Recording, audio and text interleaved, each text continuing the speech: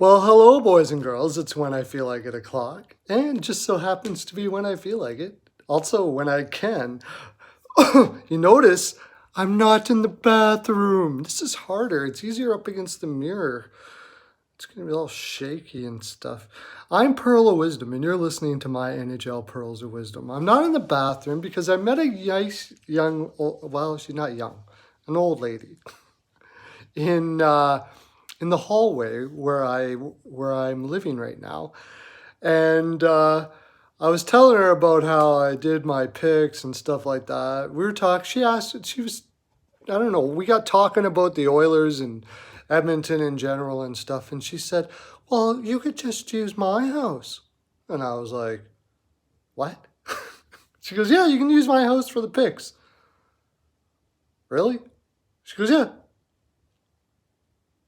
Okay, let's do that.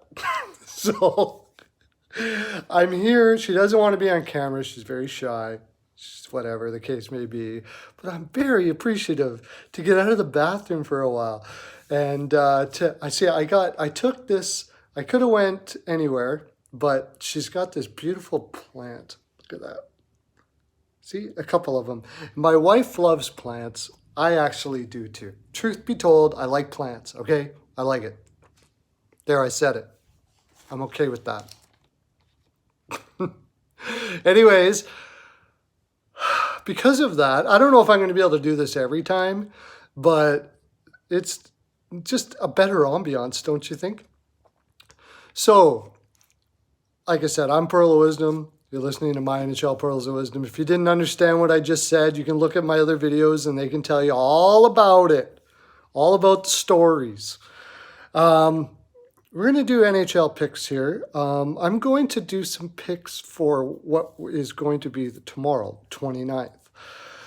Since we only had one game today, I did a video of that just recently, like today, like just before my last nap. And I'm going to do 3 picks for the 29th that I think are safe pretty much regardless of what goaltenders are picked, or I'm pretty confident the goaltenders that are going to be in there. So these are ones that you can put some big money on. You got lots of time to do it. The first one is the Avs and the Hawks. Colorado lost I picked Chicago to beat Colorado last game. Colorado is playing well. They've been running with Crawford. I'm not sure why, because I really do think Lehner is the better goaltender. Lehner could be in here, which makes things a little more difficult. But Rantanen is back for Colorado. And the way this team has been rolling without him has been phenomenal. They still don't have Landeskog, but just getting Rantanen back has got to be incredibly uplifting. The Avs will have been on the road for a bit, but I just think the energy they're going to get from having Rantanen back, it isn't going to matter. I feel sorry for the Hawks, really.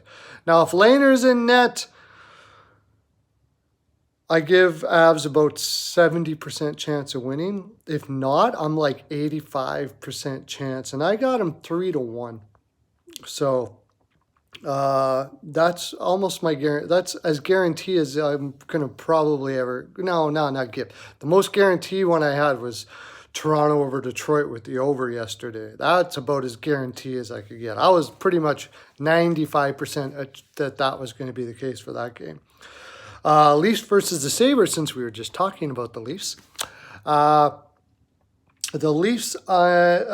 Leafs are just flying ever since they lost Babcock. They have a great team.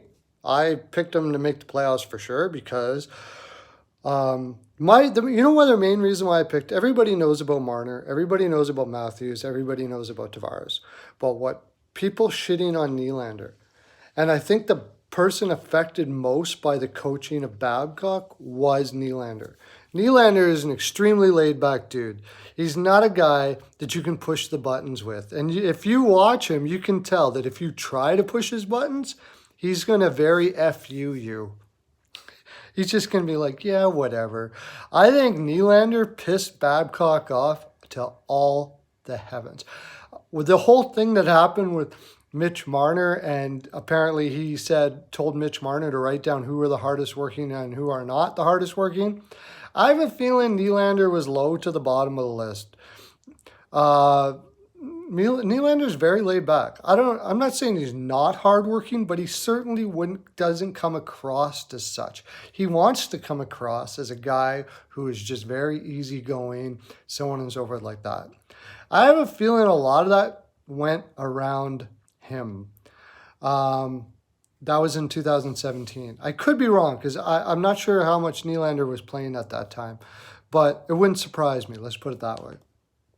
Anyways, now that Keefe is in there and everything is loose, I don't see them losing too much, and I see them scoring a whole lot, because what Sheldon Keefe is going to be doing is, we'll worry about defense later. Let's just have fun for now, play and score goals, get going, and then he'll say, okay, we got to start thinking defense for the playoffs. Leafs 5-2.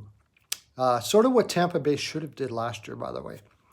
Flyers versus the Wings. Mantha's out. The Wings just don't believe that they can win games. That's the thing. The Red Wings don't believe they have a team in the room that's good enough. Is that Belsilli's fault? I'm not sure. I mean, there might be 2 or 3 coaches in the league, if that could get that team going in that direction. Look at what DJ Smith is doing in Ottawa. It's hard to say. I mean, DJ's got that team flying, but that team hasn't lost as much as the Wings have in the last little while. The leadership is getting old, and I think the young guys are just getting tired, really. That's what it appears with the Wings. The Flyers, Carter Hart's going to be in net. I've said it all along, he's going to be amazing this year. And there's some real structural weirdness in the Philadelphia Flyers. I'm not sure exactly what it is, but something's amiss. I think it's signing guys like Hayes and Van Riemsdyk, giving these guys money where the other guys have been sitting there a long time going, okay, now where's my money? And these guys aren't even that great. I think that's really what's it. I think they should have just let the team grow. I thought that Hextall should have stayed, although I didn't agree with Hextall about what he was doing with Carter Hart. The rest of what he did was fantastic. Anyways, what does it have to do with the team? Flyers are going to win 4-2, possibly an over here as well, depending on who's in net for Detroit. If it's Bernier, probably an over. Well, boys, that's my full 42%. Boys and girls. I just said boys. I appreciate you girls as well. And you girls put the comment section there. I haven't seen one girl say anything down there in the comments. You got to have some good hockey minds out there too. Throw her down.